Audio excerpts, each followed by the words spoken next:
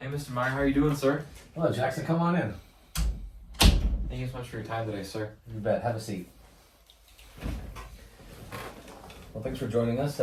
What position are you applying for here at Digital Solutions? I'm applying for the desktop publishing position, sir. Okay. And how do you feel your prior experience will prepare you for this position?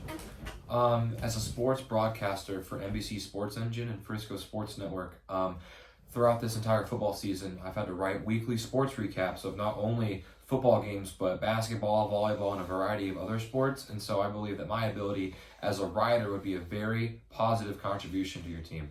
Okay. Well, tell me more about your background in the kind of the publishing you've done as it relates to technology, computer skills, platforms you've used. My background is varies within journalism and publication type of things, including the Frisco Sports Network I talked about, but I've been in a variety of publishing and journalism classes dating all the way back to middle school. My 6th and 7th and 8th grade year, I took journalism along with digital media as well, but more on the publication side of things. So I've learned to write in a newspaper, and in 9th and 10th grade, I was in my school's newspaper class, and then I transitioned into my school's broadcasting class. So my ability as a writer to be able to find the interesting and go out, kind of like a journalist, to go out and find the interesting is, I feel like, a way that I'm going to be able to contribute to your team by being able to find the interesting for your company and be able to output that for others to see in the world. Okay, well, I appreciate that, and those are some great correlations. But let me ask you, what would you consider your greatest weakness in either a job you've had or as part of this Frisco sports thing you've been a part of? And how would you address it, or how have you addressed it? I would say that I care too much. I would say that I've had to learn that progress is always better than perfection, especially when it comes to writing. I've always tried to write the perfect article for every single article and publication I've ever written. And for me, I've had to learn the hard way that that's simply not possible, and that there is no perfect article, just like there is no perfect broadcast or perfect sports play or perfect soundbite for an interview. There is no perfection, but the important thing that I've treated the lack of being able to strive for perfection is striving for greatness instead. That is kind of how I've treated that, because I've come to the mindset and realization that perfect is not obtainable, but I can still strive and be great towards whatever I want to do. Okay. Speaking of perfection, tell me about an accomplishment, just one that you're very proud of, and why does it mean so much to you? I would say that a accomplishment that I have that I'm very, very proud of would be two.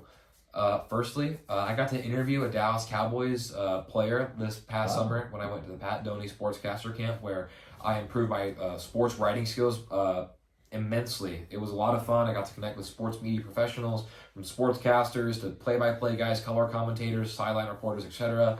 Even PR guys that even dabble in writing a little bit. So that was a lot of fun. And the second aspect would be I got to write an article for my school's Army commit defensive back, Jonah Archibald, had recently decommitted from going to West Point Academy to play football for his collegiate career. I got to write a very exclusive interview article kind of deal where I got to sit down with head coaches and himself and his family, ask questions, and put together a really well-written article. So that was a lot of fun. Okay.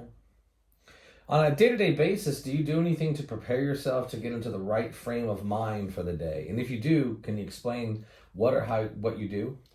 Yeah, a mentor once told me to, quote, bring the juice. And that mentor was Pat Doney, as I mentioned. The Pat Doney Sportscaster Summer Camp was a really, really fun camp that I got to go to, where, as I mentioned, connect with sports media professionals. But he emphasized the importance of bringing 110% in every aspect of your life, whether that's making your bed in the morning or going one extra rep in the gym or getting that homework assignment done earlier instead of procrastinating it.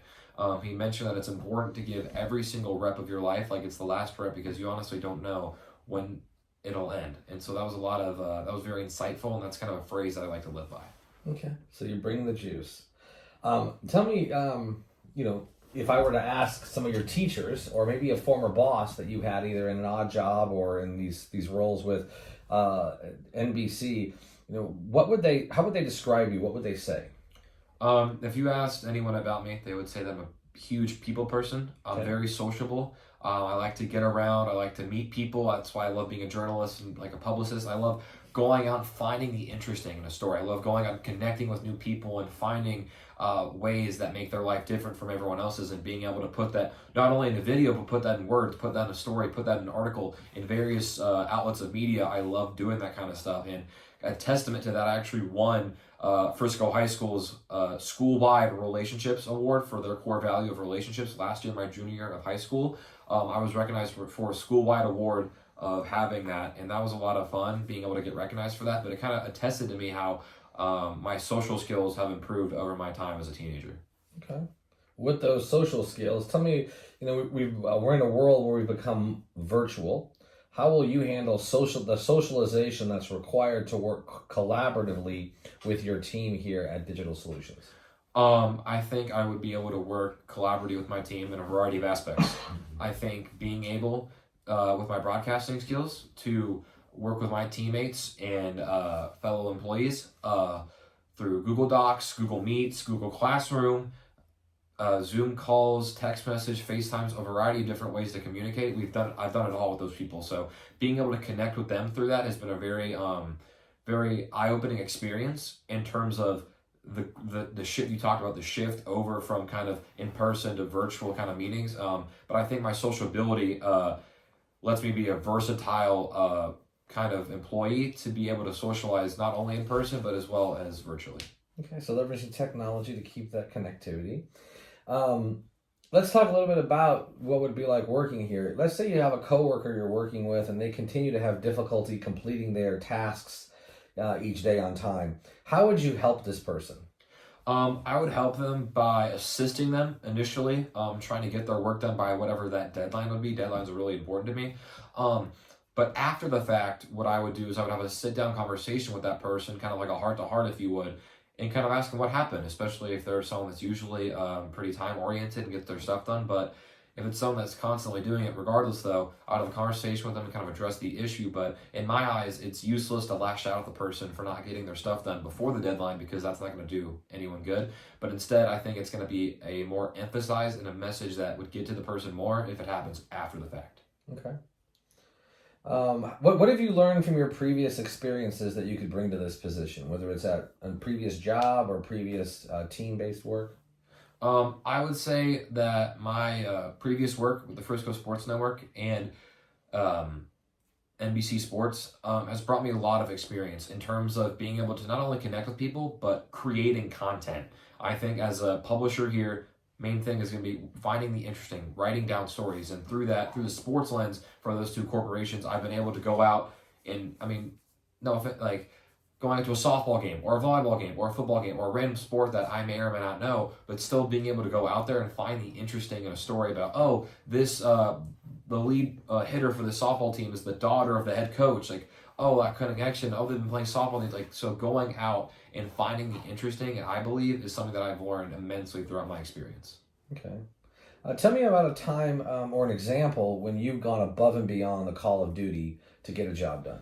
I would say one time where I went above and beyond was not only myself, but my team. Back in week 7 of the high school football season, the Frisco Sports Network partnered with NBC Sports, did a pregame show for Lebanon Trail High School versus Heritage High School. And we had a whole pregame show. We got there an hour and a half early, set everything up. And 5 minutes before showtime, the entire graphics computer crashed. New Blue, the entire system crashed. So we had to divvy up responsibilities amongst the tech people to hold up different sheets of paper so that whenever we were talking to the camera, it looked more fluent because that's all we had. It was 30 minutes of a straight shot of just us and me and my fellow co-host. And so thinking on my feet quickly like that is an experience that I will never forget. And I think that versatility and adaptability is a trait that I can put anywhere in my life.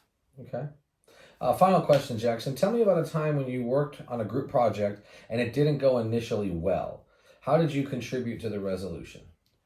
Kind of building off that previous experience that I talked about, thinking on my feet quickly like that is a trait that I've had more than one time in my life. Another example of this was during the FISD marching band showcase that happened way back in September. 2 of the 3 cameras that we were using went down, and so the quick thinking that I had was to pull out my phone and get video of that way, and we ended up using that B-roll that I got from my phone from that right angle that was gone, and we ended up using that in the story that we ended up doing on the FISD Marching Band Showcase. So I think being able to be adaptable and versatile in this industry is very important. Great. Well, thank you very much for coming in, Jackson, and we look forward to following up with you. Have a great day. Thank you so much, sir.